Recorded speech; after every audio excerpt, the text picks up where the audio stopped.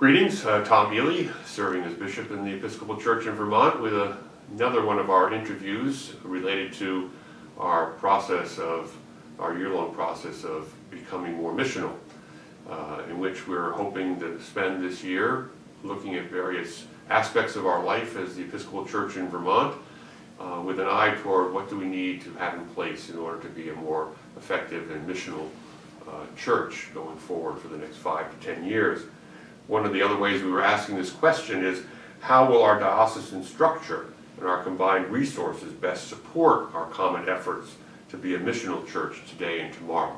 That is a church that is sent, not just a church that is gathered.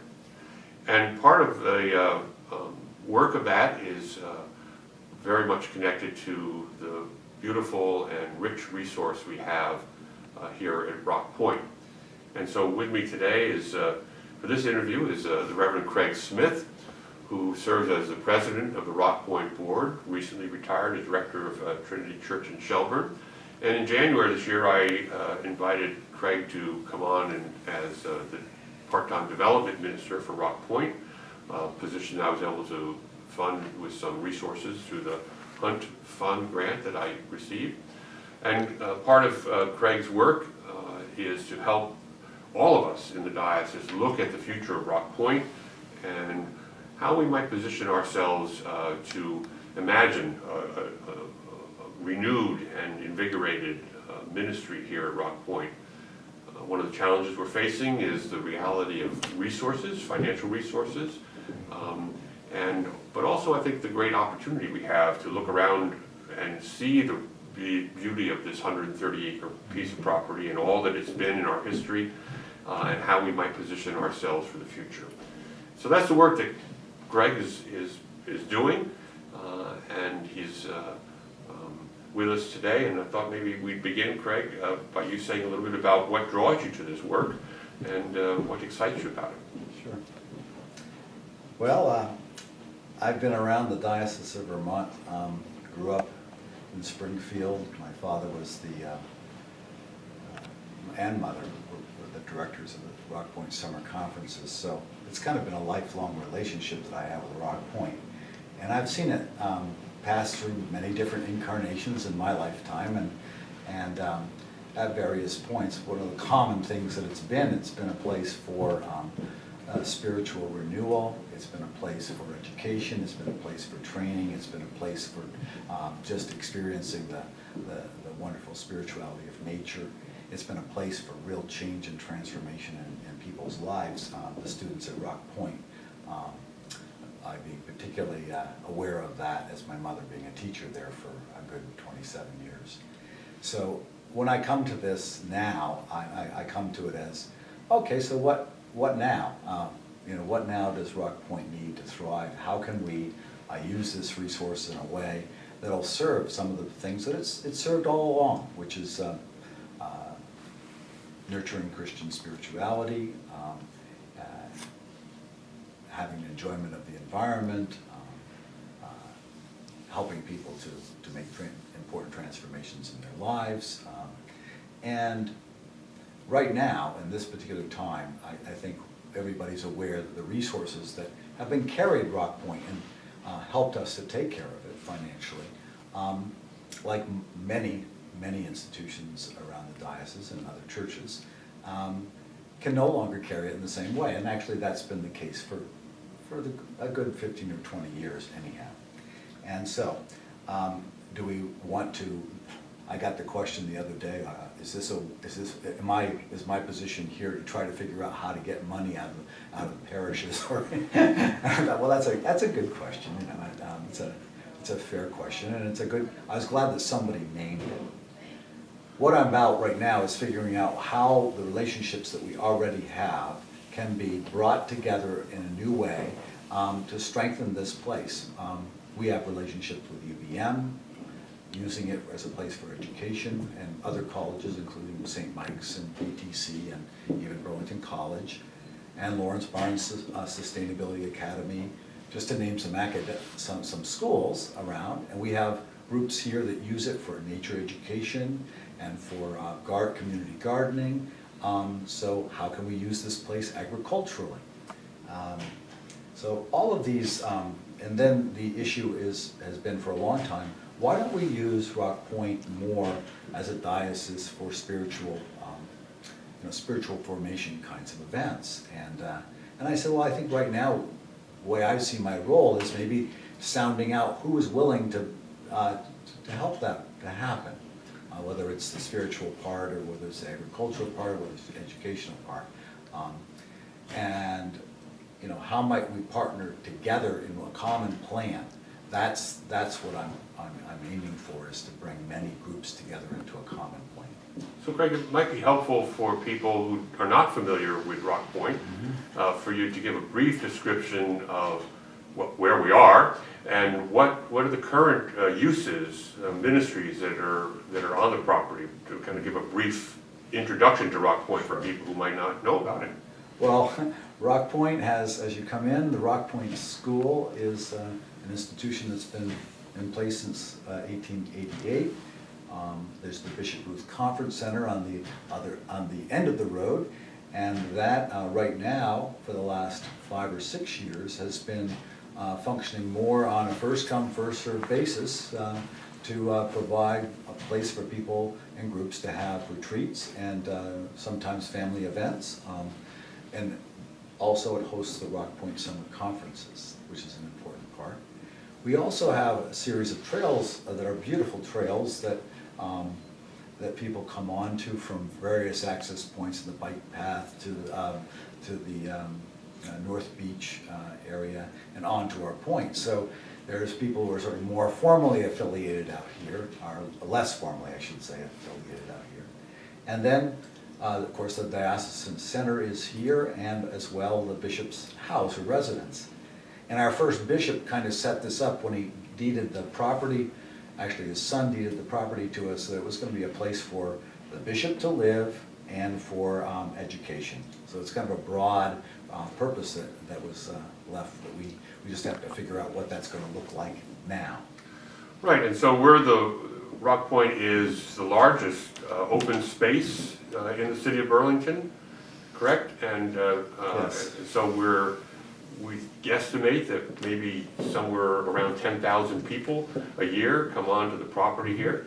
Mm-hmm. We also have the deep commitment to the environment and to environmental stewardship. We have the solar array that's now producing just about all the electricity we use on Rock Point, the largest tracker solar installation in Burlington, and the largest solar installation on any religious property in Vermont. So it's a place that has a lot of resource, a lot of richness to it, and it's a place that people are drawn to for lots of reasons. And it's a place that's very fragile at this point, Yes. around our ability to support and maintain the structure, the infrastructure, the buildings, the maintenance, etc. Yeah. And so what I'm hearing you talk about is the process that you're about, is how to engage more people in that process and how to develop in a new way the sense of partnership and reimagine the kind of relationships that people have to this property, organizations have to this property, what happens on this property, so that we can continue to maintain it as a resource for us. Right, so for instance, just to take a couple of examples with the groups that are already on Rock Point, the school as an example. The Rock Point Board and the Rock Point School trustees are separate but share the same property. We have a land use plan that's wonderfully done, so that we can maintain the special ecosystem that's here and do it in a way that will leave it healthy and just be a model for stewardship. But in order to do that, we have to have the practicality of what is that going to look like? What's the actual step-by-step plan? So this year we're working on getting a forestry plan. We've just been awarded a grant for that. And what that will do is allow us to figure out how we can partner around specific parts of that work. So as one example, and this hasn't gone too far yet, but to explore with Rock Point School how their curriculum might fit with that land use plan. In other words, it might be a school that's that's known for something about how to, how do you take care of the ecosystem. And a couple of the science teachers will be involved in taking a look at the forestry plan. That's one example. Another example is we have had UVM come on the property over the years, and there's never been any kind of an economic relationship. They've used the property for teaching, and it's been a positive relationship. They've used the property for conferences, and again, that's been positive. But one of the directions that UVM's moving is in mission, and their own mission is to get more and more student internships. And so for us to have the expertise of UVM professors who know about the ecosystem and teach about it, and as a way perhaps to develop student internships that would help do some of the work on the property. They may not be able immediately through their administration to provide money, but they can provide what we're needing is personnel. So that's one sort of small example of how that cost of it isn't necessarily going to be borne with dollars, but might be a variety of different ways in which people could make happen here what needs to happen. So there's one Chuck, one employer one employee who basically takes care of 5 or 6 buildings and 130 acres, and in his spare time creates new programs. So it's something's got to give there, and that's obvious, I think, to everybody. So practically speaking, Greg, how then, what's the process that's going to get us to this sense of direction and vision and clarity about the future of Rock Point, and how will the people of the Episcopal Church in Vermont have a chance to participate in that process? It's not going to be you sitting out on a rock at Rock Point and dreaming this all up. No. To give you a rough sketch of the basic approach to this, it would be the difference between coming up with an idea, or even a board coming up with an idea and then trying to get people to fill it out, versus getting partners who have similar missions together around a common vision, and they, in a sense, create the plan together. So it's more of a networking kind of thing, bringing the network of folks together. There's a process name for this called future planning that I'm looking at that's been used successfully for all kinds of sort of intractable problems around the world. Things like how do we, as one example in Sudan, how do we stop there being child soldiers? Impossible. But within 40 people got together, partnered around it, and within 5 years, that practice was stopped. So it's the kind of thing where the leadership then gets spread out. The vision is inside the people. It's not determined just by a centrally organized, but it does have to be obviously supported by the people on the property. So that's one of our first steps, is refining this vision to the place where we're ready to partner up with people. And so we're very much even chewing on that, and that vision statement is evolving as we are, as we talk amongst ourselves, the school and the trustees and the board, and then we go out and start talking to others. One of them is a spiritual intentional community here at Rock Point, which is really to help those who care about Rock Point to have a way to come in and to be involved, whether it's in the spiritual life, whether it's in part of the environmental land use plan, or whether it's something like providing hospitality, a spiritual retreat, but it's got to be more hands-on, and a way to sort of be a conduit for people in the diocese who care to become involved in that work and shaping it. And so that's what we're trying to open up through the spiritual intentional community, which we've just had the first 2 meetings. It will remain a very open kind of exploration for quite some time, and are hoping that will generate, those who are interested, be able to generate some new life here. So you're going to be providing opportunities for people who are interested in the future of Rock Point and its mission and ministry to gather, to give their ideas, to help shape that future as broadly as possible, and then we'll take that kind of vision, that plan, and work it through some of the institutional mechanisms that we have to go through, but then bring it to the people of the Episcopal Church in Vermont for them to embrace, and find Right. a way to Right. have some ownership Right. before we go in and say, okay, just give us a lot of money in order to do something that we have no idea what we're talking about. Yeah. It's to have that future sense of where we're going in place, and then say, do you buy this? Is this what we want for our Rock Point property and its ministry and mission, and will you support this? And Yeah, our intent is to invite open invitation for people to have input into shaping this vision. And then at a certain point, the vision then will become a planning conference. So that invitation, if it works out the way I'm hoping by next winter, maybe by February or so, we'll have an event that will help to put some flesh on the vision.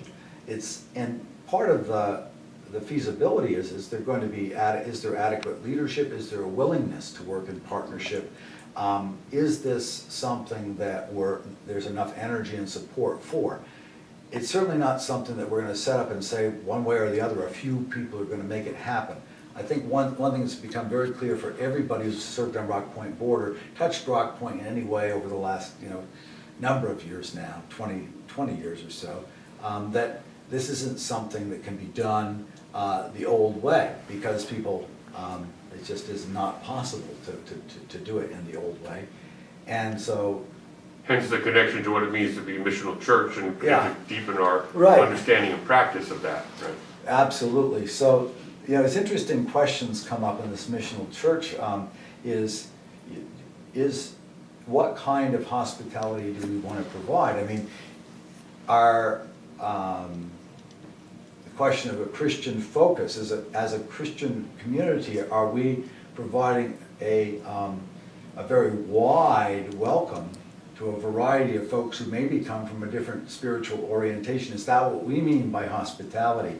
And really being sure that's what we mean, because without that kind of openness, we really, frankly, some of the folks who already are partners or already are serving on the land, using the land, might be just kind of scared away by the language, And I think what we're finding is there a way that's a big enough vision that we don't lose our identity as folks who are, who are rooted in Christ, but at the same time, in Christ's name, in that sense of wide welcome, can show them a different or a way of being Christian that works with people of all kinds for the common good in the community.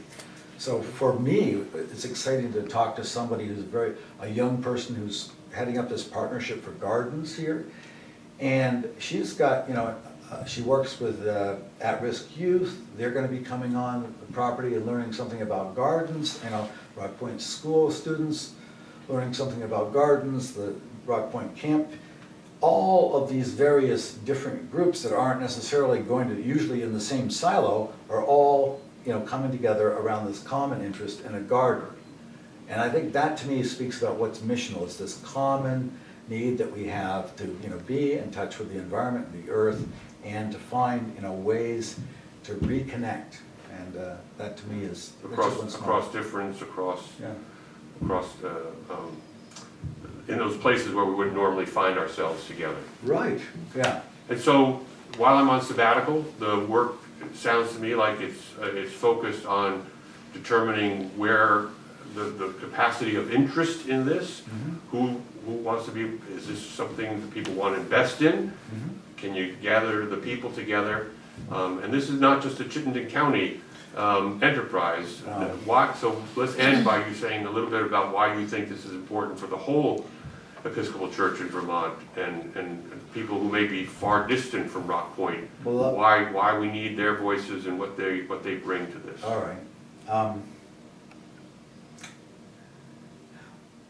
the question, I guess, as we ask what do we want Rock Point to be now is, how does Rock Point serve the larger mission of the church in the Diocese of Vermont and be the church in Vermont? And for me, one example that's very specific would be if we're trying to change the way in which our different localities around the state interact with the environment. And we have, say, and Rock Point becomes something of a model of how to do that and how to advocate on behalf of the land that we have and the waters that we share. And if we can, if we just, this is a more narrow way, but if we were to be able to provide a place where people could learn advocacy skills, this is not just for the betterment of Rock Point.